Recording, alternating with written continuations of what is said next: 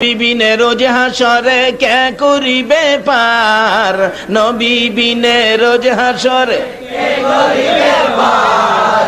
উম্মতের কান্ডার নবী রহমতের বান্দার, উম্মতের কান্ডার নবী মোদের নবী দয়ার সাগর, গুনাহগার উম্মতের পাগল।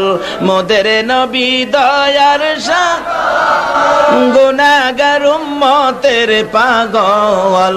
রোজ হাসরে সেজদায় পড়ে কাঁদবে যারে যার, রোজ হাসরে সেজদায় পড়ে কাঁদবে যারে যার।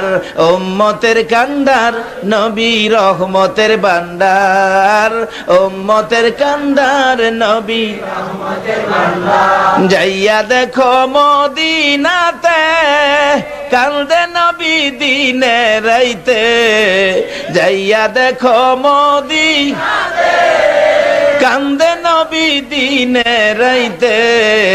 মাফ করিয়ে দাও গো খুদা উম্মত গুনাহগার, মাফ করিয়ে দাও গো খুদা উম্মত গুনাহগার। উম্মতের কান্ডার নবী রহমতের বান্দার, উম্মতের কান্ডার নবী নবী বিনে রোজ হাসরে কে করিবে পার, নবী বিনে কে করিবে পার।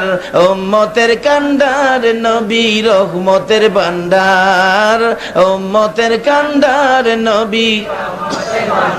তাই বাবারা ভাইয়েরা, যে নবীর উম্মতের এই সুযোগ সুবিধা আল্লাহ দিয়েছেন, এই নবীর উম্মত হইতে রাজি আছেন? যে নবীর উম্মত হওয়ার জন্য নবী রাসূলগণ পর্যন্ত দরখাস্ত করেছেন, তার মধ্য থেকে হযরত ঈসা আলাইহিস সালামের দরখাস্ত কবুল করে আমার আল্লাহ প্রমাণ রাখলেন এই দরখাস্তের সত্যায়িত। বিনা দরখাস্তে যে আল্লাহ আমাদেরকে সে নবীর উম্মত করে আজকে সে নবীর পক্ষে নবীর ভালোবাসায় এখানে এত রাত পর্যন্ত ধৈর্যের সহিত বসে থাকার তৌফিক দিলেন, যে নবীর ভালোবাসা আপনাদের অন্তরে দিলেন। বলুন, যারা এই ভালোবাসায় কষ্ট করতেছেন এর বিনিময়ে কি কিছু পাবেন না? যা আল্লাহ তো গুনাহ মাফ দিল, এখন খালি আল্লাহর দেওয়া বাজেটেই যাবেন না নবীর কিছু নিবেন? নবী কি উম্মতের কিছু দিতে পারে? এখনো পারে? আল্লাহু আকবার বলুন। এখনো কিভাবে পারে বাস্তবে আসুন।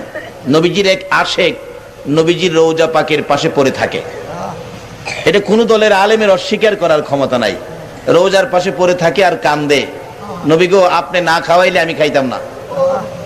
একদিন স্বপ্নে নবীজি বলতেছেন, এই পাগল, আমার সোলাই কি এখন রান্না হয়? তোরে খাওয়াইতাম।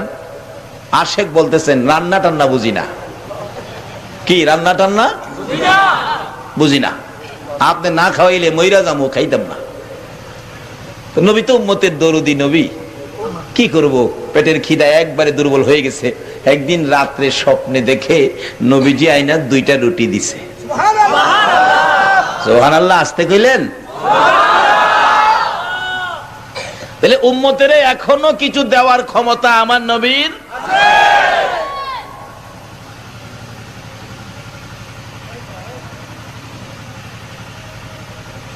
2টা রুটি দিয়ে গেলেন, পেটের খিদা তো খাইতে শুরু করছে স্বপ্নে। অনেক সময় স্বপ্নে খায় না মানুষ, আমরা তো খাই না। এক বেচারা স্বপ্নে দেখে দেশি মুরগির রান আর চিকন চালের পোলাও, কি যে স্বাদ তোর সামনে হাজির, খাইতে শুরু করছে। একবার যে টান দিছে না,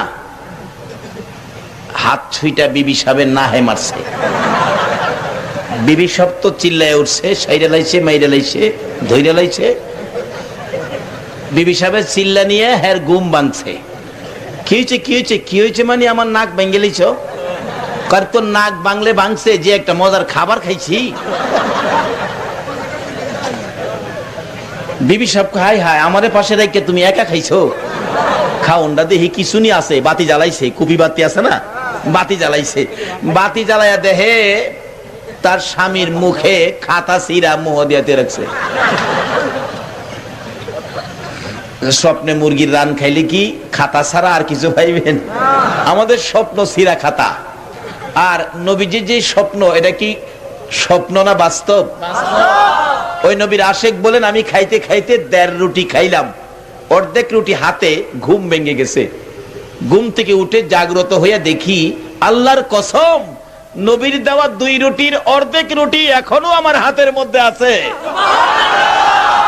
বলে হুজুর, মদিনা গিয়া তো রুটি পাইছি, আমরা বাংলাদেশ থেকে, চট্টগ্রামের হাট হাজারি থেকে আমরা কি পাবো? যদি সে নবীর ভালোবাসায় হাত পাতেন কিছু পাবেন। কি পাবেন? বাস্তব। ভারতবর্ষের ইতিহাস, ব্রিটিশ যখন এই দেশ শাসন করতেন, ভারতের একটা লেখক একটা বই লিখেছিলেন, বইটার নাম ছিল রঙ্গিলা রাসূল, অর্থাৎ আমাদের নবীকে কলঙ্ক করে বই লিখেছে। এই বইটা প্রকাশ হয়ে গেলে আপনাদের মতো একটা যুবক, যার বাড়ি ছিল পাকিস্তান, ইতিহাস লেখে, যুবকটার নাম ছিলেন আব্দুর রশিদ। আব্দুর রশিদ এই বইটা পায়া এই রাত্রে, আপনারা তো বসে আছেন, আব্দুর রশিদ বিছানায় ছিল, রাত্রে আর ঘুমায় না। মা জিজ্ঞেস করে, বাবা আব্দুর রশিদ, তুমি ঘুমাও না কেন? মাগো, আমি কেমনি ঘুমাবো? এই যে দেখো, আমার নবীকে কলঙ্ক করেছে, আমার ঘুম হয় না। আজকে সেই ভালোবাসায় কে আজকের এই মাহফিলে বসে আছেন? আপনাদের বাজেট হয়ে গেছে, এই তো সামনে আসতেছে বাজেট। আব্দুর রশিদ সারা রাত ঘুম দিল না, নবীর ভালোবাসায় ঘুম হলো না, নবীকে কলঙ্ক করেছে, সেই দুঃখে, সেই ব্যথায়। সকালবেলা আব্দুর রশিদ গোসল করে পায়জামা পাঞ্জাবি পরে মার পায়ে সালাম করে বিদায় নিলেন। মা, যদি ভাগ্য ভালো হয় দেখা হবে, না হয় দেখা হবে হাসরের ময়দানে, বিদায় দাও, আমার নবীকে কলঙ্ক করেছে, তাকে আমি দেখব। ভারতে ঢুকলেন, জিজ্ঞেস করে বই লেখকের বাড়িটা কোনটা, ব্রিটিশের ইতিহাস। একজন দেখাইলেন সামনের বড় বাড়িটা, ডাকতেছে, বাড়িতে আছেন? বাড়িওয়ালা, আছি। এই বই আপনি লেখছেন? হ্যাঁ। এদিকে আসেন। বাবারে, আমার নবীরে কলঙ্ক করে বইটা লিখলেন। নবী তো কোনোদিন কারো ক্ষতি করে না, বলুন আপনার কি ক্ষতি করেছে নবীজি? বলুন, নবীজি কোনো ক্ষতি করেন? নবীর আদর্শের মধ্যে কোনো ক্ষতি আছে? নবীর চরিত্রের মধ্যে হিংসা বিদ্বেষ আছে?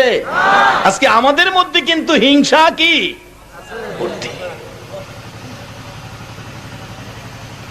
তাহলে বোঝা গেল, সুরত হলে কি হবে?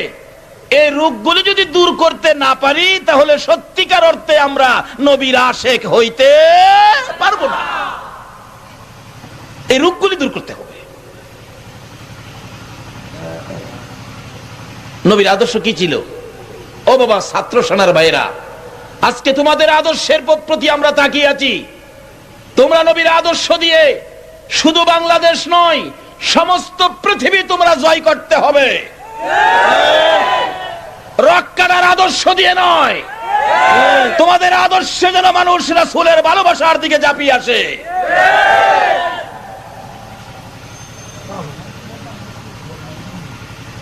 কোন কবি বলেন, অস্ত্র সারা যুদ্ধ করে দুনিয়া করলো জয়, তাই তো আজি মানব দানব মুহাম্মদ নাম লয়। অস্ত্র সারা যুদ্ধ করে দুনিয়া করলো জয়, তাই তো আজি মানব দানব মুহাম্মদ নাম লয়। নবীর যুদ্ধ ছিল ভালোবাসার যুদ্ধ, আদর্শের যুদ্ধ, চরিত্রের যুদ্ধ। আমরা সেই আদর্শ নিয়ে মানুষের পাশে যাব, এই নবীর ভালোবাসা বুঝাবো। রাজি আছেন? যেই নবী সকল সৃষ্টির জন্য ছিলেন রহমত, সেই নবীর ভালোবাসা গাছগাছরার কাছে আছে কিনা বলুন?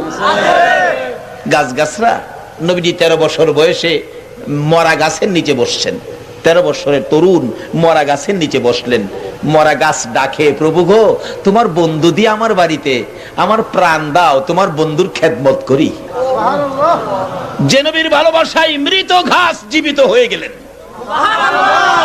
উস্তুনে হান্নানা মদিনার ঘটনা কোন দলের আলেমের অস্বীকার করার ক্ষমতা নাই। মদিনার ঘটনা, উস্তুনে হান্নানা, মৃত শুকনা খেজুরের গাছ, মিম্বরে পাশে গাড়া হেলান দিয়ে খুতবা দিতেন। মিম্বর পাকা হলো, ফেলে দিলেন শুকনা খেজুরের গাছ। খুতবা দিবেন নবী, মিম্বরে কান্নার আওয়াজ। নবী বলেন, কানতেছে, দেখো তো ঘাসটার কাছে কান্না। সাহাবীরা বলেন, হুজুর মৃত গাছ কান্দে, কি ব্যাপার তুমি কান্দো? হুজুর কান্দি একটা ব্যথা। কি ব্যথা? এতদিন আমি আপনার নবীর পিঠে লাগিয়ে থাকতাম, আজকে আমাকে ফেলে দিলেন, আপনার বিরহের ব্যথায় আমি কান্দি। মৃত শুকনা লাকড়ির সমতুল্য। মৃত ঘাস কান্দে আর আমরা জীবিত। সেই নবীর একটু ভালোবাসার বয়ান করলেই ফতোয়া আসে এটা বেদাতি, আর হেরার খুব দাঁত বেশি। রাসূল বলেন, কাইন্দো না, আমি তোমার জন্য দোয়া করে দেই, তুমি একটা জীবিত খেজুরের গাছ হয়ে যাইবা। খেজুরের গাছ বলেন, না হুজুর, এই দোয়া চাই না। শোনো, কিয়ামত পর্যন্ত হায়াত পাইবা। না হুজুর, সে দোয়া চাই না। শোনো, তোমার মধ্যে বরকতের খেজুর ধরবে সারা বছর, কোনো সিজন নাই, আনসিজন খেজুর সবসময় থাকবে। হুজুর, এই দোয়া চাই না। শোনো, কিয়ামত পর্যন্ত তোমার খেজুর থাকবে, সমস্ত পৃথিবীর উম্মতে খেজুর খাবে, কিন্তু খেজুর খায়া কমাইতে পারবে না। আমি নবীর দোয়ার বরকত, এত বরকত হবে। বলুন, আমাদের নবীর দোয়ায় এই বরকত আসেনি?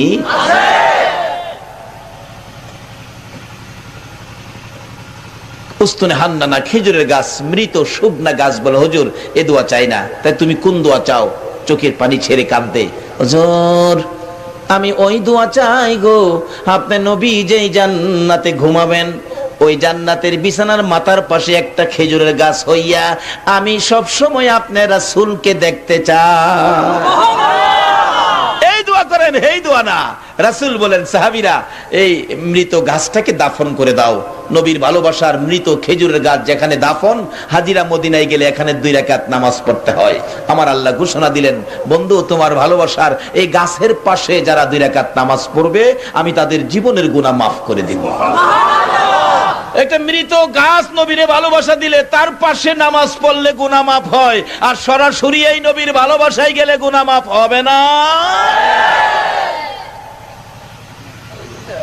বাবারে আসুন, আজকে কাকে আল্লাহ কবুল করেছেন? নিশ্চয়ই আপনারা যেদিন মায়ের পেটে ছিলেন, মা বুঝি আপনাদেরকে পেটে নিয়ে নবীর উপর দুরূদ শরীফ পড়ছিল। ওই তাসির যাদের গায়ে আছে তারাই আজকের মাহফিলে বসা। তাই আপনাদের বাজেটটা কি হয়েছে সেটার পরেই আমি আমার সাবজেক্টে আলোচনায় যাব। একটু লম্বা হইলে কি কষ্ট হবে আপনাদের?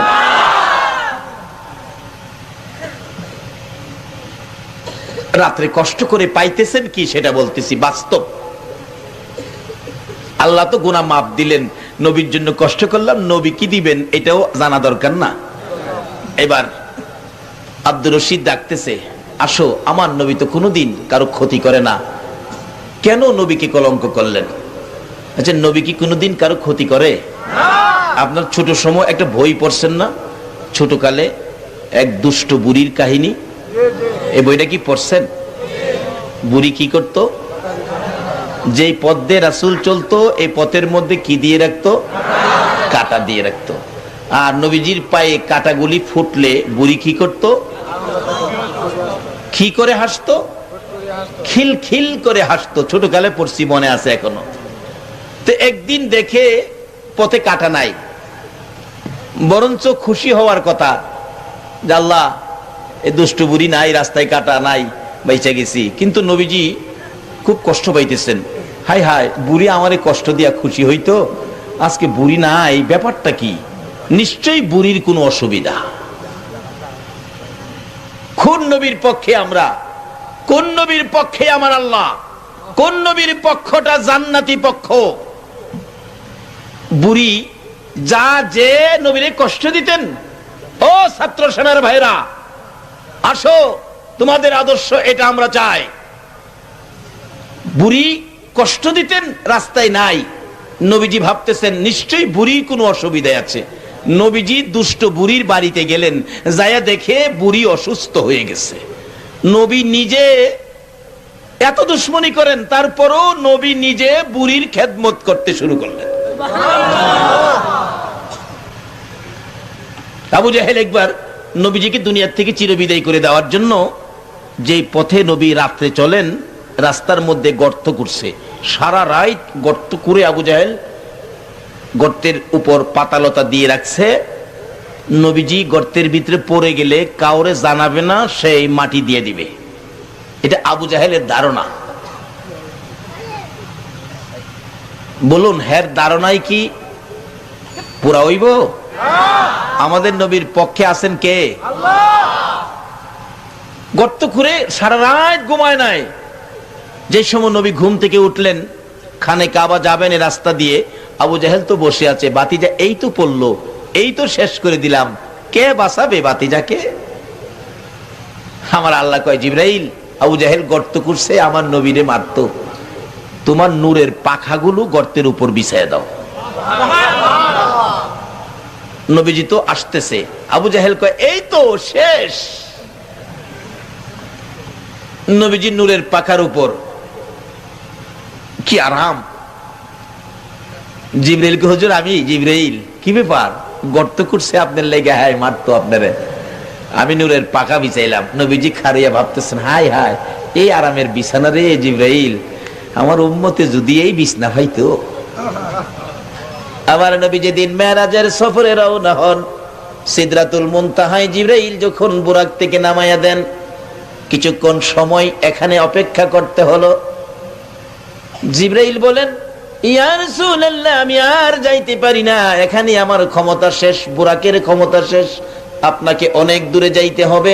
আমার নবী বলেন, জিবরাইল রে, তুমি কি এখান পর্যন্তই আসো? জি হুজুর। আর উপরে যাইতে পারো না? না। এখানে আইসাই ইব্রাহিম নবীর সাথে মাতবুরি করেছো। ও ইব্রাহিম নবী, আমি আল্লাহর কাছে যাই, তোমার কোনো ব্যক্তিগত কথা থাকলে আমারে বইলো, আমি বলবো, এখানে আইসাই কইতা? জি হুজুর, আর যাইতে পারি না। আমার নবী ডাকে, জিবরাইল, আমি নবী একেবারে আল্লাহর নিকটে যাব রে, তুমি জিবরাইলের কোনো কথা থাকলে আমার কাছে বলো। জিবরাইল বলেন, ইয়া রাসূলুল্লাহ, একটা কথা বহুদিন যাবত মনে নিয়ে করতেছি, কার কাছে বলবো, লোক পায় না, আপনি যখন যাবেন আপনার কাছে বলে দিব। কি বলো? হুজুর গো, আপনি আল্লাহর কাছে যাবেন, আপনি নবীর উম্মত যারা হয়েছে, আপনার মতো নবীকে যারা ভালোবাসা দিয়েছে, আপনার পক্ষে যারা আসছে, আপনার কথা মতো যারা চলছে, আপনি নবীর ভালোবাসার মালা যারা গলায় পড়েছে গো নবী, আপনি নবীর উম্মতের জন্য ওই কাল কিয়ামতে কঠিন হাসরের দিনে 30,000 বছরের রাস্তা, ওই ফুলসিরাতের ফুলের উপর আমি জিবরাইল আপনার উম্মতকে পার করে দেওয়ার জন্য আমার 600 নূরের পাখা বিছাইয়া দিতে চাই। এই দরখাস্তটা আমার আল্লাহর কাছে কইলেন। আমার আল্লাহ কই, বন্ধু গো, জিবরাইল রে কইয়া দেন, কবুল হয়ে গেছে। কখন? জিবরাইলের নূরের পাখা দিয়ে নবীজি গর্ত পার হয়ে গেছে। আবু জাহেল তো ভাবছে হই রয়ে গেছে, খুশি, বাতিজার এখন থামাইলামু, মাটি দিয়ালামু, কে জানবো, কেউ জানবে না। কিন্তু নবীজি যে পার হয়ে গেছে, আবু জাহেলের খবর নাই। গর্তের কিনারে গিয়ে দেখতে চাইছিল একবারে শেষ রাত্রে পড়ছে কিনা। গর্তের ভিতরে তো অন্ধকার, ভালো করে দেখতে চাইছিল, সারা রাত ঘুমাইছে না তো, নিজেই পড়ছে। বাবারে, আপনাকে হিংসা শিখাইলো কে? কার বিপদের চিন্তা আপনি করেন? আল্লাহর বিধান হলো এই বিপদ আপনাকে দেওয়া হবে। নবীর আদর্শে আসুন, নবীরে চিনুন, নবীর পক্ষে আসুন, একটা কায়িক যেন নবীর কথার বাইরে না যায়। আবু জাহেল গর্তের ভিতরে পইরা চিন্তা করে, এখন কি করলাম, নিজের লাইফটা শেষ করে দিলাম, উঠতেও পারতেছি না, সকালে হয়তো মানুষে দেখবে। আল্লাহ কই, তোমারে না দেখাইয়া ছাড়তাছি না। রাত্র শেষ, লোকজন সকালবেলা বাহির হয়েছে। বলুন, রাস্তায় গর্ত দেখলে মানুষ গালি দিবে না? একটু দূরে আইসে কয়, কোন জালিমের বাচ্চা রাস্তার মধ্যে গর্ত করছে। আইসা দেখে চাচা, হাই হাই চাচা, আপনি মুরব্বী, বেটা একটু আগে গালি দিয়া ওখানে চাচা কস। আল্লাহ কয়, তোর গালি শুরু হইছে মাত্র।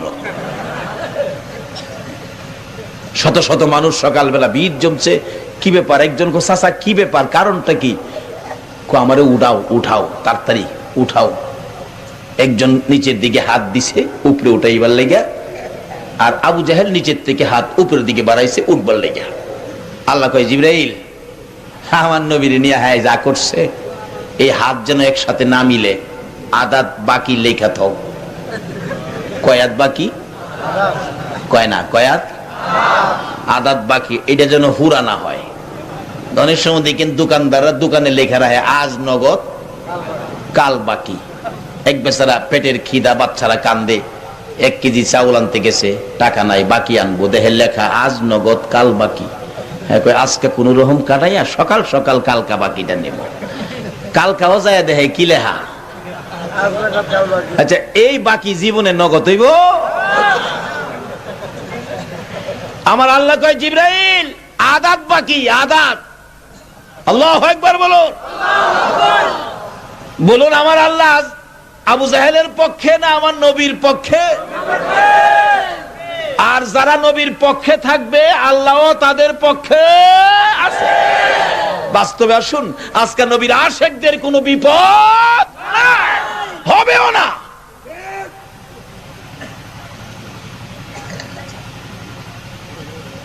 মাশাআল্লাহ। তাই তো আদাত বাকি ঘোষণা দিলেন আমার আল্লাহ। উপর থেকে হাত বাড়াইছে, নিচের থেকে আবু জাহেল মিলে না কতটুকুন জায়গা আদাত। আবু জাহেল নিচের থেকে দেখে আরে ব্যাককলের ব্যাককলগল, এক হাত রশি দিলেই হয়, দিছে এক হাত রশি। আল্লাহ কয় জিবরাইল প্রভু গো আদাত ঠিক আছে, এই দুই হাত রশি দে, দিছে দুই হাত। আল্লাহ জিগায় জিবরাইল আদাত ঠিক আছে, 10 হাত দে, এরপরও আদাত। কিতাব লেখে দিতে দিতে 70 গজ, 70 গজে 140 হাত। 140 হাত রশি দেওয়ার পরেও আদাত আর পুরা হয় না।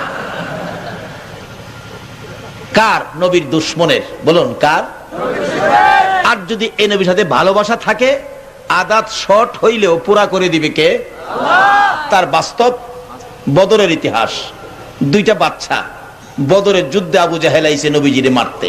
2টা বাচ্চা মাজার মুআব্বিস মার কাছে যায় কান্দে, মা গো আমার নবীরে বলে মারতে আইছে, মা বিদায় দাও, আমরা 2 ভাই যুদ্ধে যাব, নবীর দুশ্মন আবু জাহেলের আমরা শেষ কিরালাম। পিচ্ছি বাচ্চা। এই মন মানসিকতা বুঝি আপনাদেরও আছে, বিদায় আপনারা বসে আছেন। এই নবীর ভালোবাসায় আরো ঘন্টাখানি সময় দিতে রাজি আছেন তো? নাকি আবার যাইবেন গা? যান গা। এই নবীর উম্মত বেশি দরকার নাই, 313 জন হইলেই হয়।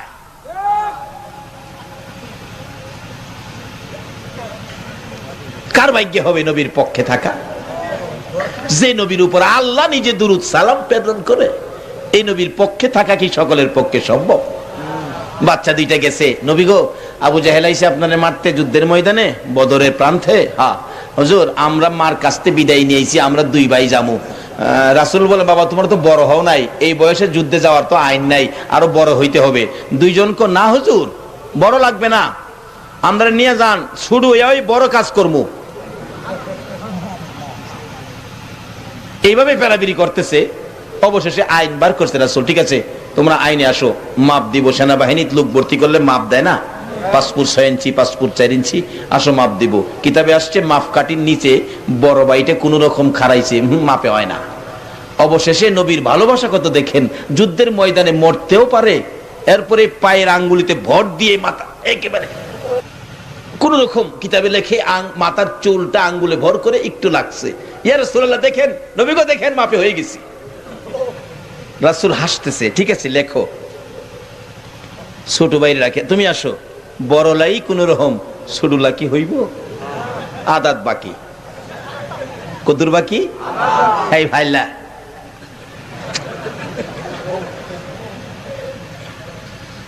আচ্ছা ফাইলে কি লাগাল ভাইব? আল্লাহ ফাইলাইস না, আমার নবীর ভালোবাসার দাম আছে, না হইলেও দিমুনে বাউকিরা। কে দিব বাউকিরা? আল্লাহ ওখানে আসেনি। আচ্ছা আপনারা কে কে নবীর ভালোবাসায় হুসাইনের মহব্বতে বসে আছেন, আমার আল্লাহ কি দেখতেছে না? আচ্ছা আল্লাহ ইচ্ছা করলে আদাত পুরা করে নবীর পক্ষে নিতে পারবেনি? এই ক্ষমতা আল্লাহর আসেনি? আচ্ছা কেমন ভাবে আছে বাস্তবে আসেন। নূহ আলাইহিস সালামকে নির্দেশ দিলে নৌকা বানাও, নূহ নবী নৌকা বানাইছে, শুকনার মধ্যে নৌকা। নূহ নবীর বিরোধী যারা আছে এরা সবাই কয় দেখ নূহ নবী নৌকা বানাইছে শুকনার মধ্যে, রে পানি বলে কবে আইব। এলাকার হগল মানুষ মিল্লা নূহ নবীর নৌকারে পায়খানা বানাইছে, সহালে গিয়া নৌকার মধ্যে পায়খানা করে। নূহ নবী খালি কয় আল্লাহ গো ওই যে কি করতেছে দেখেন, আপনি কইলেন নৌকা বানাইতাম, বানাইছি, অন কিন্তু পায়খানা করে। আমি জানি না, আপনি জানেন সব। আল্লাহ কো চিন্তা করিস না, ব্যবস্থা করবো না। পায়খানা করতে করতে করতে করতে একবারে ভর্তি। এক অন্ধ লোক কইতাছে হাই রে আমার দুইটা চোখ নাই দেখা পারলাম না নবীর নৌকাত পায়খানা করতাম। দুইজন কয় তোর আফসোস থাকতো কি লেগে দুইজনে ধরে নিয়ে নৌকা তোড়াইতে উপরে দিয়ে ধাক্কা দিছে না, ধাক্কায় নৌকার বাতার মধ্যে বসতে পারছে না, ঠিক মতো ধরতে পারছে না, অন্ধ মানুষ হাই পোল্ডি খাইয়া ভিতরে পড়ছে। টাঙ্কির ভিতরে পইরা, যারা সাঁতার না জানে পানিত পড়লে কিছু খায় না, পানি এই তো নাকে মুখে চোখে কিছু খাইছে, নিচের থেকে উপরে উইটা দেখে অন্ধ লোকের চোখ ভালো হয়ে গেছে। হাই হাই, যাই জীবনে পৃথিবী দেখছে না, ওখানে হঠাৎ দেখলে কন্তয়ের অবস্থা কি, পায়খানা কি পায়খানা এর কাছে। নৌকার উপরে খারেরা, ও দুনিয়ার অন্ধরা, আরে পায়খানা তো পায়খানা না রে, সোহের মলম। অন্ধরা খবর পাইয়া দৌড়াইছে, একটু আঙ্গুল দা লাগাইয়া খালি চোহ লাগাইছে, চোখ বালা। অহন্ত দেশের অন্ধরা পাতিল লইয়া লইয়া বুড়াইতেছে, মুচ্ছা কাগজ দা বাইন্দা মিষ্টির প্যাকেটের মতো নিতেছে। আল্লাহ জিগাই, নো খবর কি? আল্লাহ গো নিতেছে গাবা। বলুন এই খবরটা আমার আল্লাহর আসেনি? এই আল্লাহরে পাইতে গেলে লাগবো নবী মুহাম্মদ। বাবারে আগে নবীরে চিনেন, পরে নামাজও যান। নবী ছাড়া নামাজ হইব না, নবী ছাড়া আজান হইব না, নবী ছাড়া আকামত হইব না, নবী ছাড়া আল্লাহ পাওয়া যাইব যাবে না, সিস্টেমে নাই।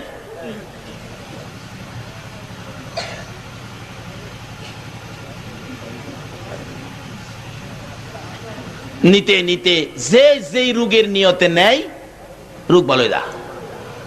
অবশেষে বহু দূর থেকে আইছে কিছু লোক, আইসা দেহে নাই।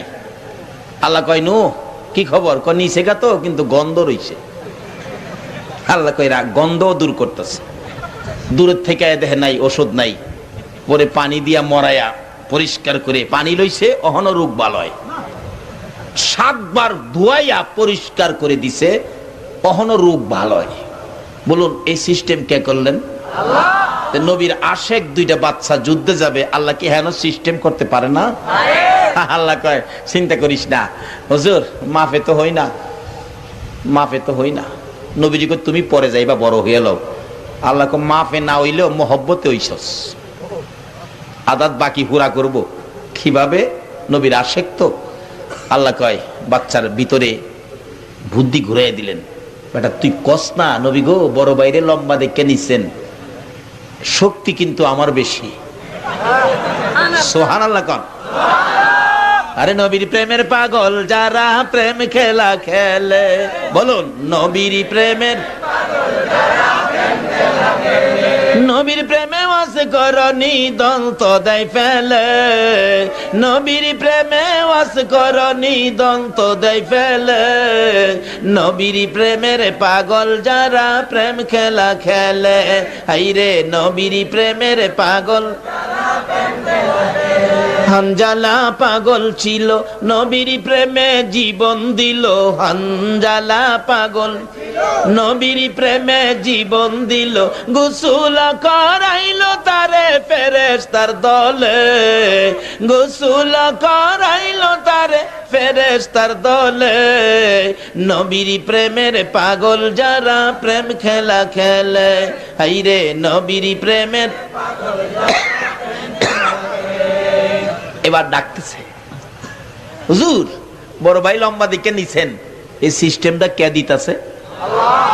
আল্লাহ আসেনি হনো? বড় ভাই লম্বা দেখে নিছেন, আমার নিলেন না। শক্তি কিন্তু বড় ভাইয়ের চেয়ে আমার শরীর বেশি। বিশ্বাস না হয় বড় ভাইয়ের লোক আমারে কুস্তি লাগাই দেন। সিস্টেম কে করতেছে? এই সিস্টেমই আজকে আপনারা নবীর ভালোবাসায় হুসাইনের স্মরণের মাহফিলে বসাইছে। এতে বোঝা যায় আল্লাহ সিস্টেম করে জান্নাতে নিব।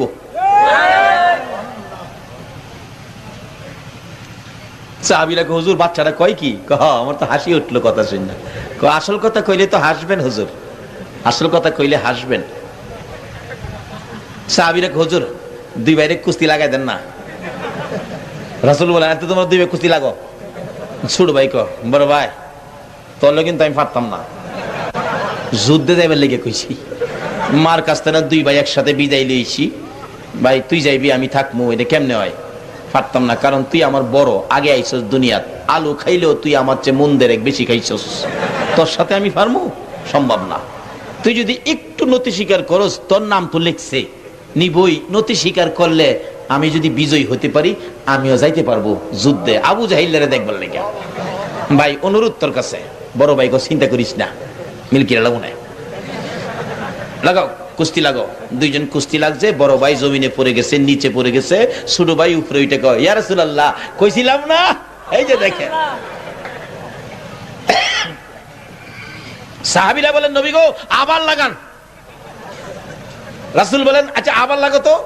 ছোট ভাইকে, বড় ভাই দুইটা হাত জোর, মাপ চাই, কোন পেস লাগাস? ছোট ভাই মাপ চাইতেছে, কোন কি কাজ করত চাইস, পেস লাগাইস না। বড় ভাইকে, চিন্তা করিস না, আগের বাউই বাউ। এইভাবে 3 বার করে ছোট ভাই উপরে, বড় ভাই নিচে। রাসূল বলেন, আইনে তো নিতে হয়, আসলে আইনটা লাগাইছে কে? আল্লাহ। এই নবীর ভালোবাসায় থাকলে খালি এহেনে না তো, কবর, মিজান, হাসর, ফুলচিরাত সব জায়গায় খালি এইটা লাগাই ভার করব। জোরে খন্না সুবহানাল্লাহ। নাম লিখে ফেললেন। দুইজন গেলেন যুদ্ধের ময়দানে, বদর প্রান্তরে। আব্দুর রহমান বিন আউফ বলেন, দুইটা বাচ্চা, দুইটা খেজুরের ডাল নবীজি ভেঙে দিছে। খেজুরের ডাল শুকনা। আয়েশা আমারে জিগায়, চাচা আব্দুর রহমান বিন আউফ, আবু জাহেল কুল্লা। আব্দুর রহমান বিন আউফ বলে, আমি আশ্চর্য হয়ে গেলাম, বাচ্চা দুইটা ছোট, তালাশ করে বড়।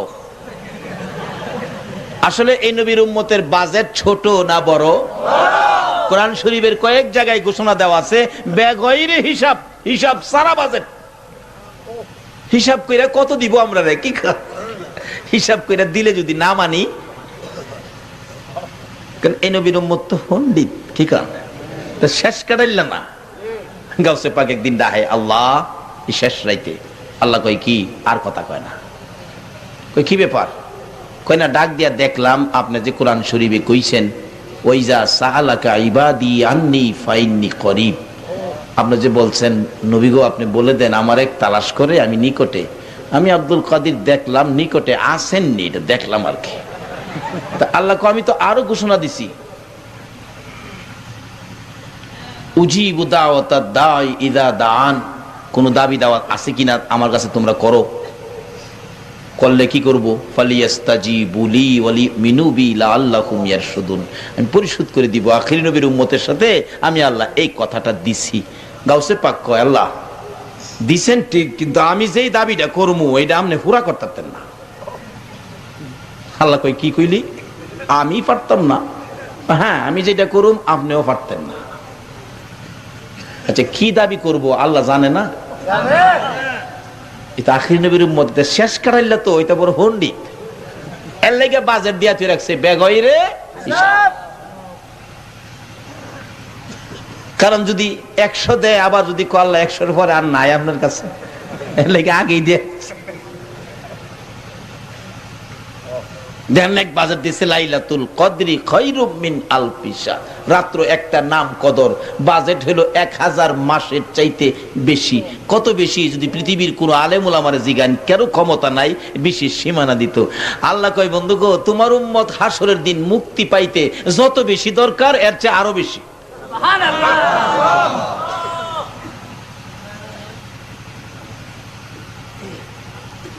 কি বাজেট দেয়? গাউসে পাক কয়, আল্লাহ কইছেন দাবি করলে পুরা করবেন, কইছেন জানি, কিন্তু আমি যেটা দাবি করব পুরা করতেন না। আরে কও কি? হ্যাঁ, আচ্ছা কি দাবি করবা কও? তাইলে আমার নবী বানাই দিলেন।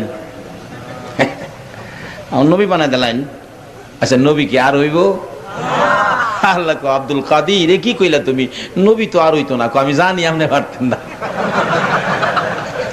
এটা অন্য নবীর উম্মতের আবার এই সাহস। এটা কিছু করলে আখিরি নবীর উম্মতই পারে। এর লাগা বাজেট দিয়া থইছে বেগয়রে হিসাব।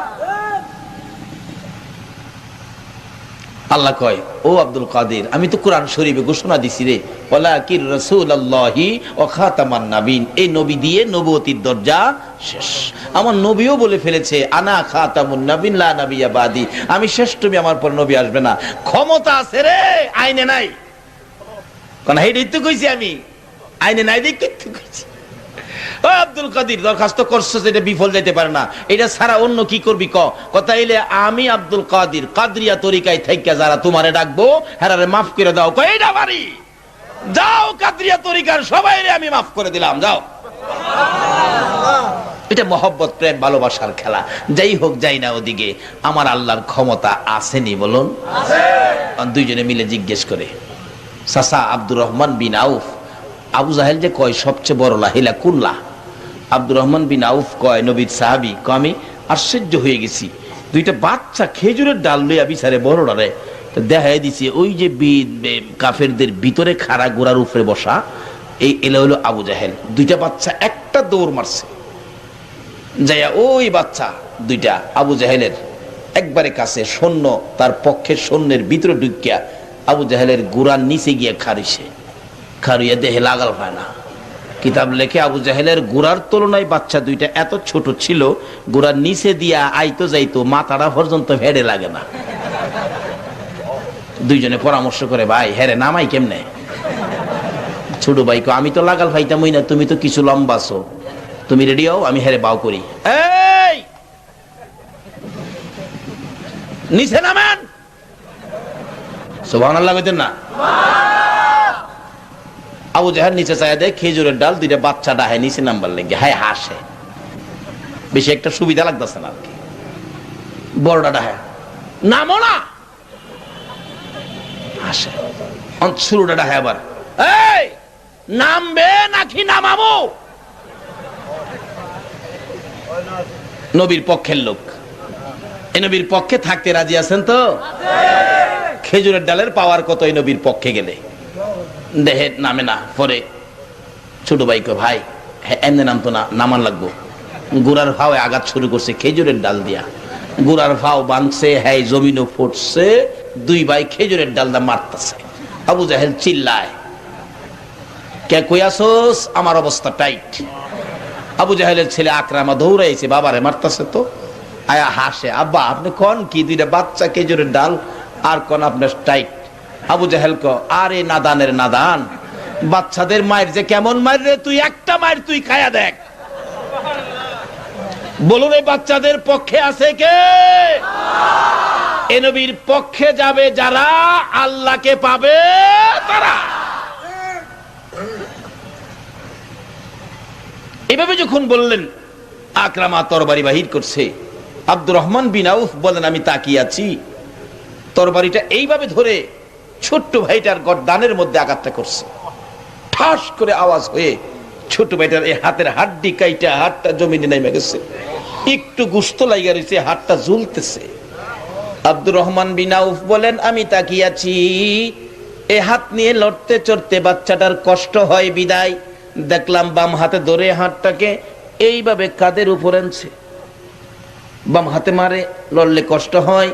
আবার দেখলাম হাতটাকে ঘুরাইয়া নিচে নামাইয়া হাতটাকে আঙ্গুলিগুলি পায়ের নিচে দিয়ে বাচ্চাটা পাড়া দিয়ে ধরে টানতেছে আর ডাকতেছে, নবী গো, হাত নিয়ে লড়তে চড়তে কষ্ট হয়, হাতটা ছিঁড়তে চাই, ছিঁড়ি না।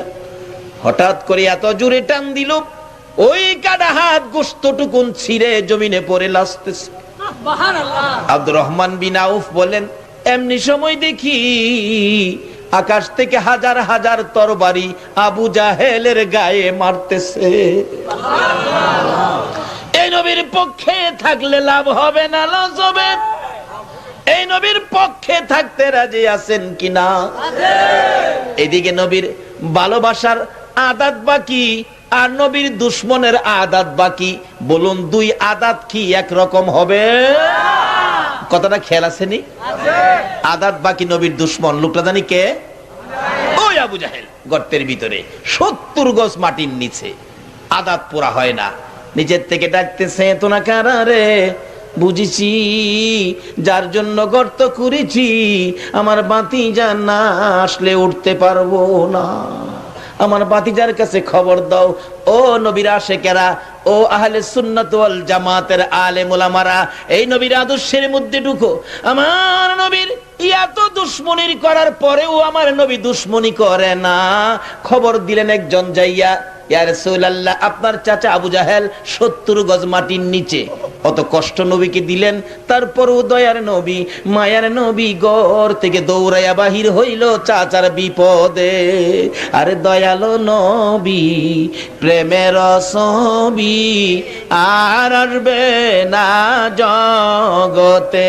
বলুন, দয়ালো নবী প্রেমের ছবি আর আসবে না। হাসর দিনে উম্মত বিনে, হাসর দিনে উম্মত বিনে যাবে না নবীজি বেহেশতে। দয়ালো নবী প্রেমের ছবি আর আসবে না জগতে। আমার দয়ালো নবী প্রেমের ছবি আর আসবে না। আমার নবী ইয়া তো দুশ্মনী করেছে চাচা, নবীর আদর্শ মায়ার নবী দয়ার নবী রাহমাতাল লিল আলামিন নবী ঘর থেকে বেরিয়ে গেলেন। আয়েশা গর্তের কিনারে দাঁড়াইয়া ডাকতেছে, চাচা গো, ও চাচা। আবু জাহেল বাতিজার কণ্ঠের আওয়াজ পাইয়া মনে আশা হলো আর মরবে না, নিচ থেকে ডাকে, বাতিজা আইসো? হ বাবা আসছি। চাচা গো, এই অবস্থা কেন আপনার? বাবা আমারে উঠাও। আমার নবী ডাকে, চাচা উঠাবো, বলো এ গর্ত তুমি কার জন্য করছো? আবু জাহেল নিচ থেকে ডাকে, বাতিজা গো, মনে দুঃখ নিও না, এ গর্ত আমি তোমার জন্য করছি। আমার নবী চোখের পানি ছেড়ে ডাকে, চাচা ইয়া তো নিষ্ঠুর কেমনে হইলা গো? তুমি না জানো আমার মা নাই, আমার বাবা না, জীবনে বহু কষ্ট দিয়েছ, আবার এই গর্ত কেন করেছ? বাবারে তোমাকে চিরতরে শেষ করে দেওয়ার জন্য করেছিলাম, বাবা ভুল করেছি, আমাকে উঠাও। আমার নবী বলেন, উঠাবো, কালিমাটা পড়ো। উপরে ওইটা পড়বো, নিচে হাত দিলে আমার আল্লাহ কয়, ও জিবরাইল, আজকে আর বাকি নাই রে, আমার বন্ধুর সামনে সব নগদ হয়ে গেছে। আবু জাহেল উপরে হাত দিছে, আমার নবী নিচে হাত দিছে, হাতের সাথে হাত মিলে গেছে, টান্দা উঠাইছে। আমার নবী ডাকে, চাচা গো, কালিমাটা পড়ো না, কালিমা পড়ো না। আবু জাহেল কয়, বাতিজা এত বড় জাদুগির তুমি আগে জানি না।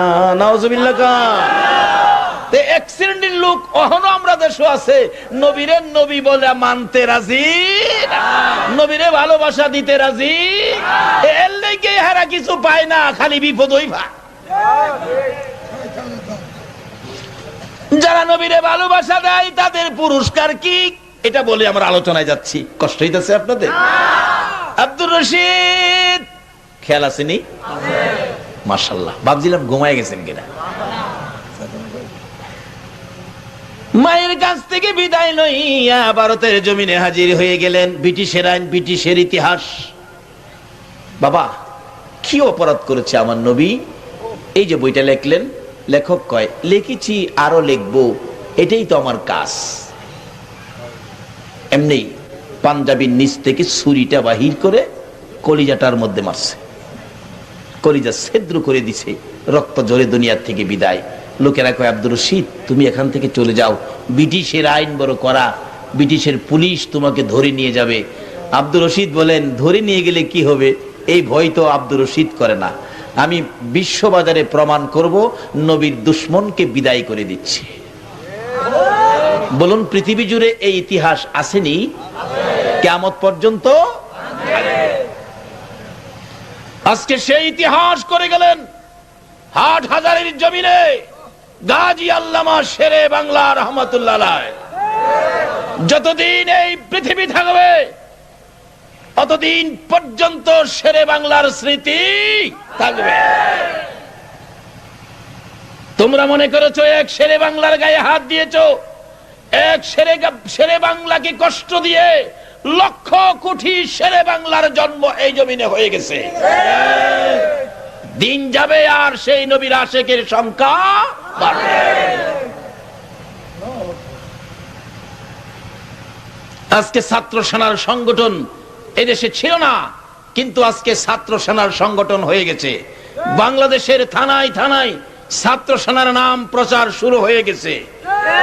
একদিন এই দেশে ওই পতাকা উড়বে যে উমর ফারুক রাদিয়াল্লাহু তাআলা আনহু নবীর আদর্শের কোরআন সুন্নাহ ভিত্তিক নবীর আদর্শ ভিত্তিক রাষ্ট্র কায়েম করেছিলেন। কিন্তু তাদের আদর্শে কি ছিল? ওমরের ছেলে যখন রাষ্ট্রপতি হলেন, ওমরের ছেলের বউ বলতেছিলেন, স্বামী, হ্যাঁ আমার পেটে বাচ্চা, আমার মন চাই একটু আঙ্গুর খেতে, আমাকে একটু আঙ্গুর কিনে খাওয়াবে? ওমরের ছেলে কি শিক্ষায় শিক্ষিত হয়েছিলেন? ওমরের ছেলে বলেছিলেন, বিবি, আজকে আমি রাষ্ট্রপতি বলে তোমাকে আঙ্গুর কিনে খাওয়াবো, আমার এই সকল প্রজারা কি আঙ্গুর খাইতে পেরেছে? তাই আমি সমস্ত প্রজাকে যদি আঙ্গুর খাওয়াইতে না পারি, তোমার জন্য আঙ্গুর আনতে পারি না। বিবি তার বাবার বাড়ির থেকে টাকা এনে আঙ্গুর কিনে খাবে, নিজে খাবেন, স্বামীর সামনে তুলে দিলেন। স্বামী, তুমি তো দাও নাই, আমি আমার বাবার বাড়ির থেকে আঙ্গুর কিনে আনছি, এবার তুমি খাও। চোখের পানি ছেড়ে দিলেন। ও বিবি, আমার সকল প্রজারা তো আজকে আঙ্গুর খাইতে পারে নাই, কাজে আমি রাষ্ট্রপতি হইয়া এই আঙ্গুর খাইতে পারি না। বলুন, এই আদর্শের রাজনীতি যদি এদেশে থাকতো, তাহলে কি নেতা নেত্রীর বাড়িতে রিলিফের টিন যাইতে পারতো? আজকে সেই রাজনীতির দিকে এদেশের মানুষকে ধাবিত করুন। ছাত্র সেনার ভাইদেরকে বলছি, আজকে তোমাদের এক তিতিক্ষার সময় এসে গেছে। এদেশের সরল সোজা সাধারণ মানুষ আর কত নির্যাতিত হবে, আর কত কষ্ট ভোগ করবে? এদেশের মানুষকে রাহমাতুল লিল আলামিনের ছায়ার নিচে তোমরা ঢুকিয়ে দাও।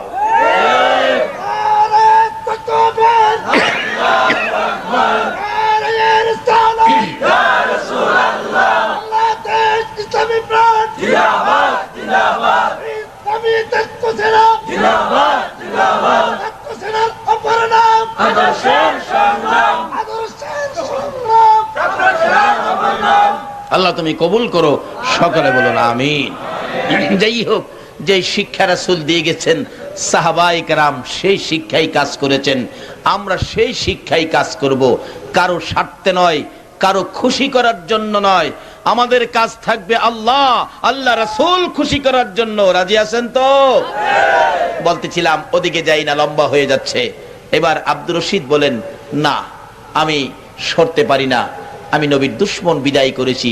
আজকে যারা সে নবীর ভালোবাসায় বসে আছেন, আপনাদের পুরস্কার কি? তারপরেই তো আমি আলোচনায় যাচ্ছি। পুরস্কারের বাজেট ওই আব্দুর রশিদ নবীর ভালোবাসা দিয়ে জীবন দিতে যাচ্ছে। এবার পুলিশ এসে আব্দুর রশিদকে ধরে ফেললেন, কোর্টে উঠাইলেন। বিচারপতি জিজ্ঞেস করে, আব্দুর রশিদ, তুমি কি এ কাজ করেছো? আব্দুর রশিদ বলেন, জি। তোমার সাক্ষী কে? আব্দুর রশিদ বলেন, বিচারপতি, আমি মুসলমান, আমি মুসলমান, সাক্ষীর প্রয়োজন কি? একটা কথা জেনে রাখেন, মুসলমান কোনদিন মিথ্যা কথা কয় না। আমরা সেই আদর্শ নিয়ে আগে বাড়বো, বিজয় হবে আমাদের।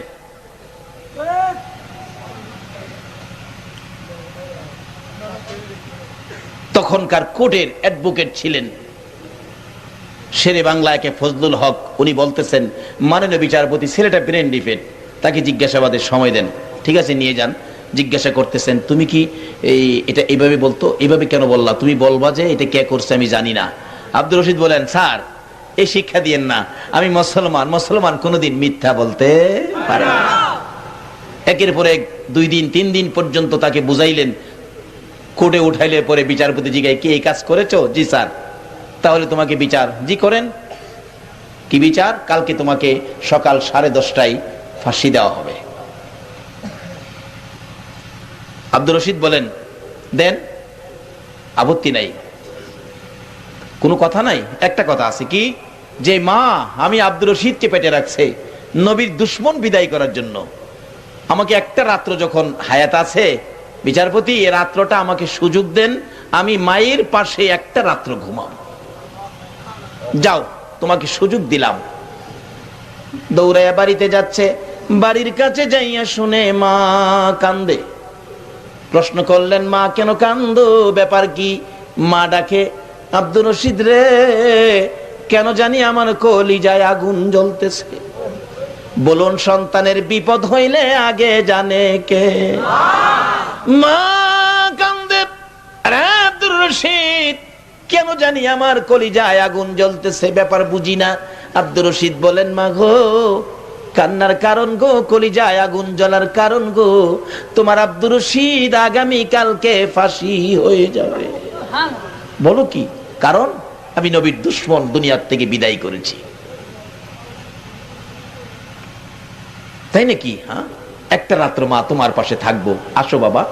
মা বিছানা করে চোখের পানি দিয়া সাজাইয়া বিছানা করে আব্দুর রশিদকে শোয়াইলেন। ঘুমাও বাবা, আমি সারা রাত ঘুমাবো না, আমি মা তোমাকে জীবনের শেষ দেখা দেখবো। আব্দুর রশিদ বিছানার থেকে চট করে উঠে দৌড়াইয়া দরজার কিনারে চলে গেলেন। মা ডাকে, আব্দুর রশিদ কালকে ফাঁসি হবে, বিদায় তোমার বুঝি অশান্তি, ঘুম হয় না? আসো বাবা, ছোটকালে যেভাবে পিঠের উপর হাত বুলাইয়া ঘুম পাড়াইছি রে, আজকে তোর মাথায় হাত বুলাইয়া ঘুম পাড়াবো। আয় বাবা। শুয়ে গেলেন, মাথায় হাত বুলাইতেছে, মা চোখের পানি ছেড়ে কাঁদতেছে। আবার চট করে উঠে দৌড়াইয়া দরজার কিনারে চলে গেলেন। মা ডাকে, আব্দুর রশিদ ঘুমাবি না রে, ঘুমাবি না? আমি মা জীবনের শেষ দেখা তোরে দেখবো, কালকে বিছানা খালি হয়ে যাবে, আজকে রাত্রেই তোমার শেষ রাত্র, ঘুমা রে বাবা, আমি মায়ের সামনে ঘুমা। আব্দুর রশিদ বলেন, মা গো আমি কেমনে ঘুমাবো? আমি যখন তোমার পাশে ঘুমাইতে যাই তুমি মাথায় হাত বোলাও ঘুম পাড়ানোর জন্য। মা গো আমি দরজার দিকে তাকাইয়া দেখি মদিনার কামলেওয়ালা নবী দাঁড়াইয়া দাঁড়াইয়া ডাকে, দরজায় দাঁড়াই আমার মদিনার কামলেওয়ালা নবী ডাকে, আব্দুর রশিদ রে এই বিছানায় ঘুমাইস না রে, আমি রাসূল তোরে নেওয়ার জন্য আসছি, আমার ভালোবাসায় জীবন দিতে যাচ্ছস, এই বিছানায় ঘুমাইস না রে আব্দুর রশিদ, আমি রাসূল এসে গেছি, কালকে তোর মৃত্যু হবে, আমি রাসূল তোকে নিয়ে যাব, এই বিছানায় নয় রে আব্দুর রশিদ, আমার পাশের জান্নাতের বিছানায় তুই ঘুমাবি। আমার মন বলে ওই নবীর ভালোবাসায় আজকে যারা মাহফিলে বসে আছো গো, আমার নবী তোমাদের জন্য ফুলসিরাতের কিনারে বসে থাকবে, তোমাদেরকে না লইয়া ফুলসিরাতের ফুল নবী পার হবে না। সেই কষ্ট কাজে লেগে যাবে, আল্লাহ কবুল করে ফেলেছেন। আসুন যেই সাবজেক্টের আলোচনা সেদিকে যাচ্ছি, আলোচনায় ঢুকছি মহব্বতে, একটু দুরূদ শরীফ পড়ুন, আমি আলোচনায় যাই। আল্লাহুম্মা সাল্লি আলা সাইয়্যিদিনা মুহাম্মাদ, আল্লাহুম্মা সাল্লি আলা সাইয়্যিদিনা মুহাম্মাদ নাবি শাফিয়ানা মাওলানা মুহাম্মাদ নাবিয়ানা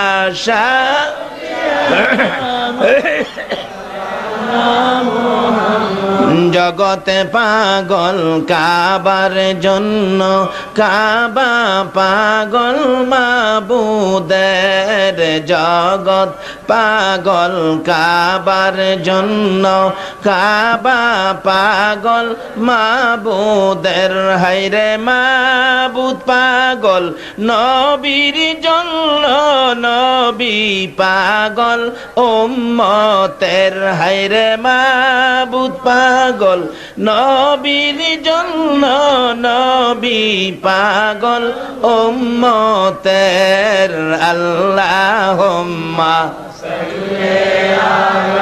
সাইয়্যিদিনা মুহাম্মাদ, আল্লাহুম্মা সাল্লি আলা সাইয়্যিদিনা মুহাম্মাদ নাবি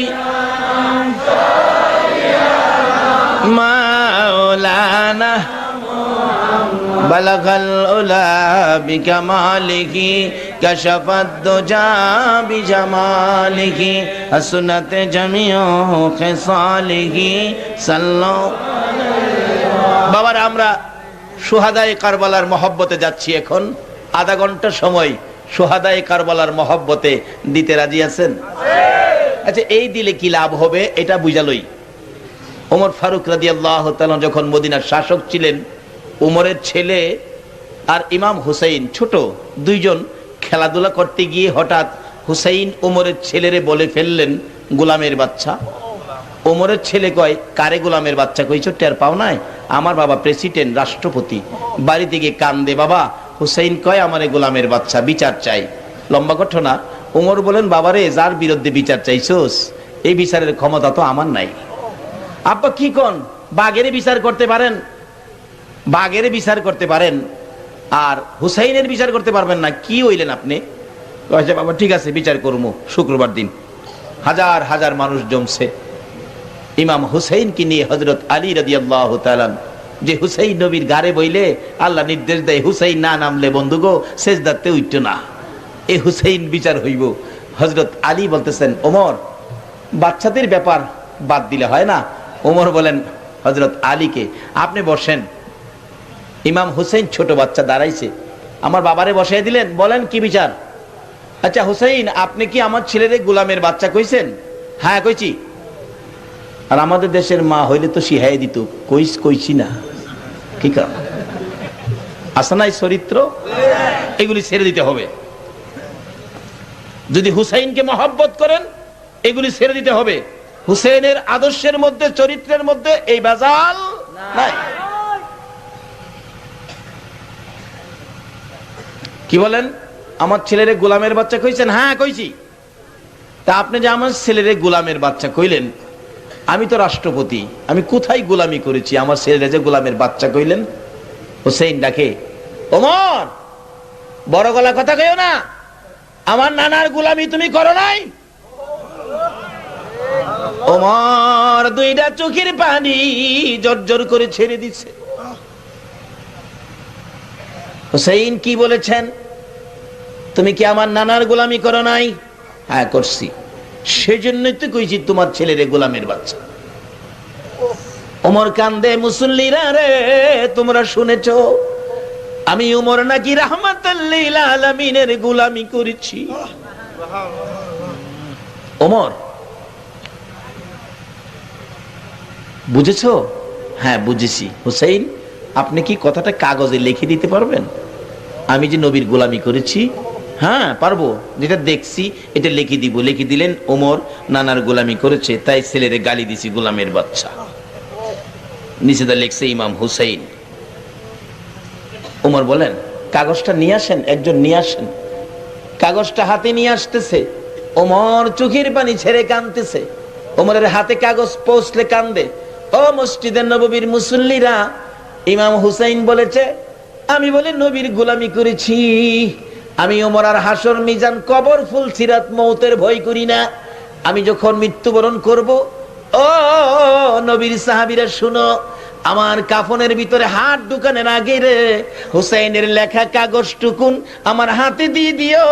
আমি ওমর কোথাও যদি বিপদে পড়ে যাই, এই কাগজটা তুলে ধরে বলবো হুসাইন বলেছে আমি রাসূলের গোলামি করেছি। ওমরের মতো ব্যক্তি যদি এই হুসাইনের লেখা কাগজ উসিলা বানাইয়া কবরও নিতে পারে, এই হুসাইনের ভালোবাসায় আধা ঘন্টা সময় উসিলা বানাইয়া, বলুন আমরা কি মাফের আশা করতে পারি না? বসুন। রক্তে লালে লাল হইল কারবালার ময়দান, বলুন রক্তে লালে শহীদ হলো ইমাম হুসেন নবীর জানের জান। শহীদ হলো ইমাম হুসেন নবীর জানের জান। রক্তে লালে লাল হইল কারবালার ময়দান। হাইরে রক্তে লালে। বাবারা, এই কারবালা কোত্থেকে আসলো? আসলে এই দুইটা জিনিস আমাদের সামনে, এই দুইটার আদর্শ যদি আমরা নিতে পারি, একজন হলো রাহমাতাল লিল আলামিন, আরেকজন হলো যিনি আল্লাহর রাস্তায় জীবন দিয়েছিলেন। আল্লাহ বলেছেন, ওয়ালা তাকুলু লিমা ইউকতালু ফি সাবিলিল্লাহি আমওয়াত। আমার রাস্তায় যারা জীবন দিয়েছে তোমরা তাদেরকে মৃত কইও না, তারা জীবিত, তোমরা অনুভব করতে পারো না। তোমরা যেমন দুনিয়ায় থেকে খাইতেছো, কোরআনের আরেক জায়গায় বলেছেন বাল আহিয়াউন ইনদা রাব্বিহিম ইরযাকুন। তোমরা যেমন দুনিয়ায় খাইতেছো, আমার রাস্তায় যারা জীবন দিছে আমিও তাদেরকে কবরের মধ্যে ঠিক এইভাবে খাওয়াইতেছি। সুবহানাল্লাহ। আল্লাহর রাস্তা কোনটা কিভাবে বুঝবেন? বাস্তবে আসুন। বদরের যুদ্ধে আবু জাহেলের পক্ষেও লোক ছিল, নবীজির পক্ষে লোক ছিল। উভয় পক্ষের লোক যুদ্ধে মারা গেছে। আবু জাহেলের পক্ষ, নবীজির পক্ষ। বলুন কোন পক্ষটা আল্লাহর পক্ষ হবে? কথাটা কি বুঝাইতে পারলাম না? আবু জাহেলের পক্ষের লোকও তো মরছে, নবীজির পক্ষের লোকও মরছে। এখন আল্লাহর পক্ষ কোনটা হবে? তাহলে বোঝা গেল নবীর ভালোবাসার পক্ষটাই হলো আমার আল্লাহর। ইমাম হুসাইন জীবন দিয়েছে নবীর ভালোবাসায়, নবীর আদর্শের জন্য। ও ছাত্র সেনার ভাইরা, ইমাম হুসাইন সত্যকে সত্যর জায়গায় রেখেছে। ইমাম হুসাইন নবীর আদর্শকে দুলিশ্বাত হতে দেয় নাই, নিজের জীবন দিয়েছে, নবীর আদর্শ দুলিশ্বাত হতে দেয় নাই। আজকে তোমাদের মধ্যে সেই আদর্শ ফিরে আসতে হবে, তাহলে তোমরাও একদিন বিজয় হবে।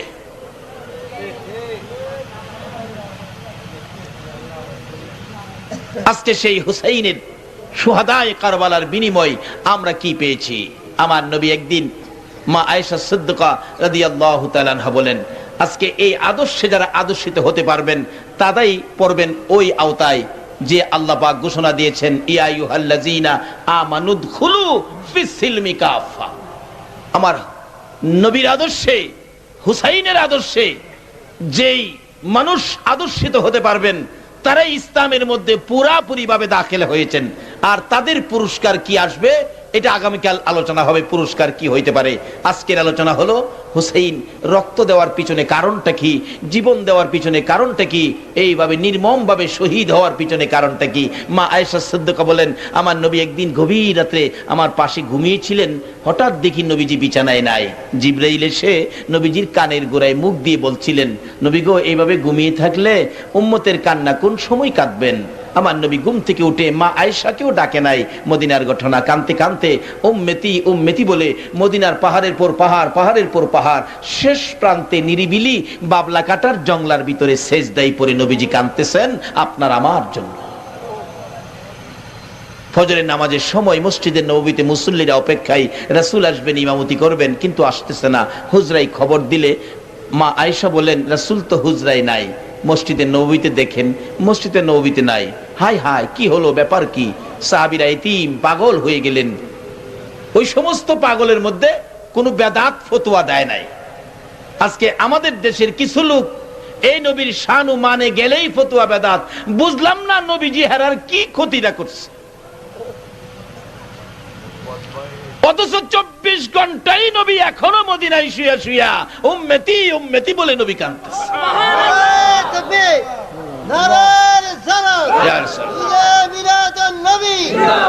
মা আয়েশা বলেন, সকালবেলা দেখি মদিনার অবস্থা যেন এতিম হয়ে গেল, সাহাবীরা পাগল পাগল হয়ে গেল। কারো চুলায় আগুন জ্বলে না, রান্না বাড়া বন্ধ হয়ে গেল। আজকে এই নবীর মহব্বতে ঈদে মিলাদুন নবী পালন করলে ফতোয়া আসে, এই ফতোয়া সেই ফতোয়া। নবীজির নির্ধারিত তারিখে কিছু করা বলে বেদাত। নবীজি রবিউল আউয়ালে আসছেন, নির্ধারিত তারিখে কিছু করলে বলে বেদাত।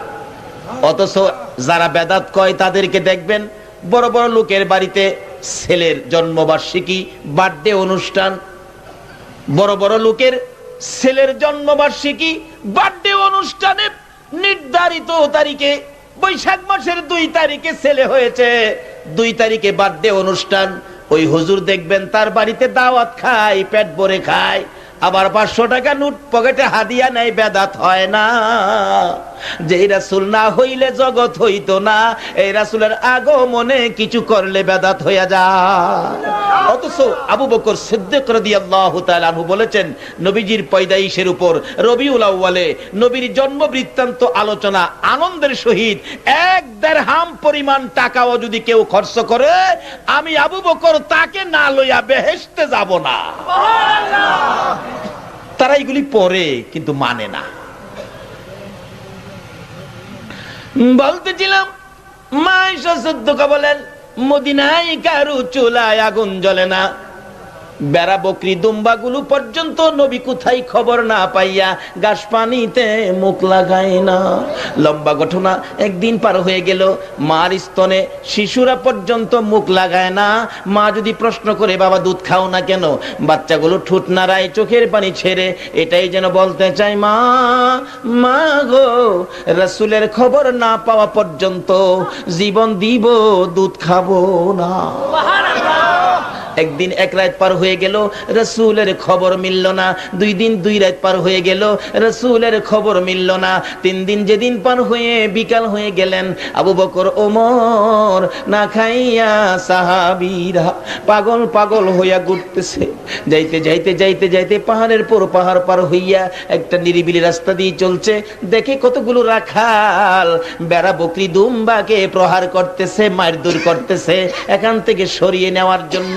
আবু বকর ওমর দাঁড়িয়ে দেখে বেড়া বকরি দুম্বাগুলো মার খাই গো, পাহাড় সারে না। আবু বকর জিগাই, রাখালেরা রে, এইভাবে বেড়া বকরি দুম্বাগুলোকে কেন মারতেছো, প্রহার করতেছো? জিজ্ঞেস করেন, নাম কি তোমার? আমার নাম আবু বকর। পাশে কে? ওমর। ও আবু বকর, ওমর শুনো, কেন প্রহার করতেছি? আজকে 3 দিন হয়ে গেল। আবু বকর গো, একটা সোনার পুতুলের মতো একটা লোক ওই পাহাড়ের পাশে যাইয়া দেখো সেজদাই পড়ে রে আবু বকর, উম্মতি উম্মতি বলে কান্দে। আল্লাহর কসম করি বলি, আমাদের বেড়া বকরি দুম্বা গুলো রে আবু বকর ওই লোকটার দিকে তাকাইয়া তিল দিল পর্যন্ত কান্দে রে। ঘাস পানিতে মুখ দেয় না, তাই পাহাড় থেকে সরিয়ে নেওয়ার জন্য আঘাত করতেছি।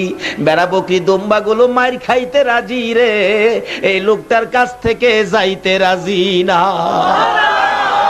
আবু বকর একটা চিৎকার মারলেন, ওমর, যে নবীর ভালোবাসায় বেড়া বকরি দুম্বা কান্দে রে, এই নবী আমাদের নবী সারা কেউ না, চল রাসূলের পাশে যাই। আবু বকর ওমর 2 জন মিলে আমার নবীর সামনে যাইয়া দাঁড়িয়ে গেছে। যাইয়া দেখে নবী 3 দিন 3 রাত পার হয়ে যাবে, এখনো নবী উম্মতি উম্মতি বলে কান্দে। কেমনে গো এই নবীরে লইয়া দুশমনি করো, কেমনে এই নবীর ভালোবাসার থেকে দূরে সরো? আবু বকর পাশে দাঁড়াইয়া সহ্য করতে পারতেছে না নবীর কান্না, ডাকতেছে, নবী গো আর কাঁদবেন না, বুঝিছি উম্মতের জন্য বুঝি কান্দেন। নবী গো সবাইরে ভুলে আসতে পারেন গো নবী, আমি আবু বকরকে তো ভুলার কথা না গো নবী। যেদিন মক্কা থেকে হিজরত করে মদিনায় যাবেন, আমাকে 6 মাস আগে ইঙ্গিত করেছিলেন হিজরত করতে হবে। নবী গো মক্কা থেকে মদিনায় যাবেন, আমার আগে জানাইলেন।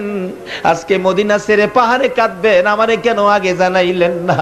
বুঝেছি উম্মতের ব্যথাই বুঝি আপনি কাঁদতেছেন, আর কাঁদতে হবে না। আপনার উম্মতের মাফের জন্য হুজুর আমি আবু বকরের তামাম জিন্দেগীর নেকি দান করে দিলাম। আমার নবী মাথা উঠায় না। ওমর বলেন, আমার জিন্দেগীর নেকি দিলাম, আমার নবী মাথা উঠায় না। 2 জন পরামর্শ করে কি করে নবীজিকে মদিনায় নেওয়া যাবে। ওমর বলেন, আবু বকর একটা ঘটনা আমি জানি রে, এই ঘটনা ব্যবহার করলে নবীজিকে নেওয়া যাবে। কোন ঘটনা? এই আবু বকর, আমি একদিন দেখেছি নবীজি মসজিদে নববীর বারিন্দায় বসেছিলেন। কোত্থেকে জানি হাসাইন আর হুসাইন 2 ভাই দৌড়াই আসলেন, নানার গলায় ধরে ডাকে, নানা গো মদিনার ছেলেরা গোরা দৌড়াই গো নানা, আমরা 2 ভাইকে একটা গোরা কিনা দেন। আমার নবী বলেছিলেন, ও হাসাইন হুসাইন, গোরা কিনার মতো পয়সা আমার কাছে নাই নানা গো, আমাদের যে মন চাই গোরার পৃষ্ঠে উঠতে। আমার নবী দেখেছি ও আবু বকর, নবীজি হামাগুড়ি দিয়ে গোরার আকৃতি করেছেন, হাসাইন আর হুসাইন 2 ভাই নবীর পিঠে চড়ে বসেছে। আমার নবী হাসাইন আর হুসাইনকে খুশি করার জন্য রে আবু বকর একবার দক্ষিণ দিকে যায়, আবার উত্তর দিকে যায়। হাসাইন বলেছে, নানা গো নানা, মদিনার গোরাগুলো সুন্দর করে ডাক দিতে শুনেছি, আপনি একটা ডাক দেন না গো নানা। ও আবু বকর, নাতিদেরকে খুশি করার জন্য আমার নবী গোরার মতো একটা ডাক দিয়েছে। আবার বলেছিলেন, নানা আরেকটা ডাক দেন। আমার নবী কান্দে, হুসাইন আবার যদি ডাক দেয় রে আমার আল্লাহ নি প্রশ্ন করে বসে, বন্ধু গো নাতি পাইয়া বুঝি উম্মতের কথা বুঝলা গেছে না, আর ডাক দিব না। যে নাতি দয়ের কথায় আমার নবী ঘোড়ার মতো ডাক দিয়েছে, ও আবু বকর, আমার বিশ্বাস ওই হাসাইন আর হুসাইন যদি নানা কইয়া ডাক দে রে, নবী বুঝি মাথা উঠাবে। দুইজন দৌড়ে খবর দিলেন হযরত আলী রাদিয়াল্লাহু তাআলা আনহুর কাছে। আলী খবর পৌঁছে দিলেন ফাতেমার কাছে। ফাতেমা রাদিয়াল্লাহু তাআলা আনহা দুই সন্তান লইয়া আমার নবীর মাতার পাশে দাঁড়াইয়া ডাকতেছে, বাবা গো, ও বাবা, আমি ফাতেমারে কেমনে ভুইলা গেলাম। দুনিয়ার সবাইরে বলতে পারো গো বাবা, আমি ফাতেমারে বলার কথা না, আমি তোমার মা এসে গেছি, মাথা উঠাও গো। ও বাবা, উম্মতের জন্য কান্দো, আমি ফাতেমার তামাম জিন্দেগীর নেকি তোমার উম্মতের দান করে দিলাম। আমার নবী ফাতেমার ডাকেও মাথা উঠায় না, আপনার আমার জন্য নবী কান্দে। বলুন, এই নবীরে ভালোবাসা দেওয়া দরকার আছে কিনা? যাই যাই বলুক, যাই যত রঙের ফতোয়াই দেখ, কোন কথাই মানবেন না। এই নবীর ভালোবাসায় আসেন, আল্লাহ কবুল করো। সকলে বলো না আমিন। দয়ার নবী, মায়ার নবী কান্দে। খাতুনে জান্নাত ফাতেমাতু জাহরা ডাকে, হুসাইন, হুসাইন রে, তোরা দুই ভাই মিলে ডাক দে, তোদের ডাক সারা বুঝি আমার বাবা মাথা উঠাবে না। হাসাইন ডাকে একদিকে, নানা, নানা গো, সবাইরে বলতে পারো, আমরা কি বলতে পারো না? হুসাইন ডাকে, নানা গো, সমস্ত পৃথিবী বলতে পারো, আমি হুসাইনকে তো বলতে পারো না। কথা কয় না, কানের কাছে মুখটা নিয়ে ডাকে, নানা, নানা গো, ও নানা, 3 দিন পর্যন্ত কিছু খাই নাই, আসো না তোমারে লইয়া খাবো। তারপরও নবী মাথা উঠায় না।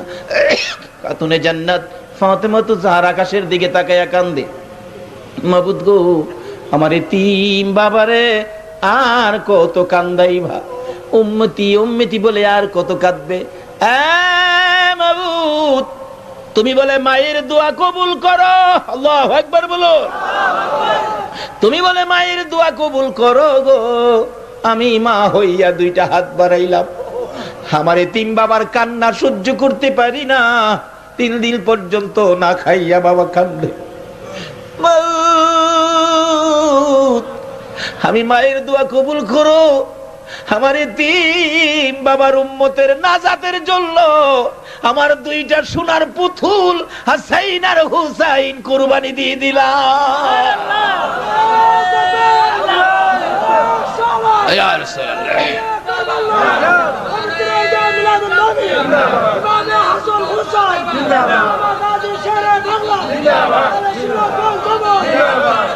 যে নবী এত আদরের নাতি হাসাইন আর হুসাইনকে আপনার আমার নাজাতের জন্য কুরবানি দেয়, এই নবীর পক্ষে, হুসাইনের পক্ষে আমাদের থাকা দরকার আছে কিনা? যারা থাকবে তারাই জান্নাতি হবে, যারা এই পক্ষে থাকবে তারাই পুরাপুরি ভাবে ইসলামের মধ্যে ঢুকলো। আর ওই রকম ব্যক্তিদেরকে আমার আল্লাহ সহজে মাফ করে দিবেন, আমার আল্লাহ সহজে জান্নাত দিয়ে দিবেন। আমার নবী কাঁদতেছে, জিবরাইল এসে ডাকে, নবী গো, মাথা উঠান, আপনার হাসাইন হুসাইন আপনার উম্মতের কুরবানি কবুল হয়েছে, আপনার উম্মতের নাজাতের ফায়সালা হয়ে গেছে। যাদের জীবনের বিনিময় আমাদের নাজাতের ফায়সালা, এই হাসাইন আর হুসাইনকে মহব্বত করা আমাদের দরকার আছে কিনা? বাবা, ছাত্র সেনার ভাইয়েরা, হুসাইনি সংগঠন করে তোমরা আগে বাড়ো। হাসরের দিন হাসাইন আর হুসাইন তোমাদের নেতৃত্ব দেবে, জান্নাতি যুবকদের সরদার হবে হাসাইন আর হুসাইন। যদি সেই সত্যের আদর্শ নিয়ে তোমরা সাংগঠনিক ভাবে সামনে আগাইতে পারো, হাসাইন আর হুসাইন তোমাদেরকে নিয়ে জান্নাতে ঢুকবে। তাই আসুন আমরা সেই হাসাইন আর হুসাইনের আদর্শগুলো তালাশ করি, সুহাদাই কারবালার ঘটনার বইগুলো আমাদের ঘরে ঘরে পৌঁছায়, নবীর ভালোবাসা, ঈদে মিলাদুন নবীর বইগুলো আমরা ঘরে ঘরে পৌঁছাই। আজকে উন্নত বিশ্ব, বিজ্ঞানের বিশ্ব, বিজাতিরা বই পুস্তক দিয়ে মানুষে খ্রিস্টান বানাচ্ছে, মুসলমানদেরকে নানান বই পুস্তক দিয়ে, উপন্যাস দিয়ে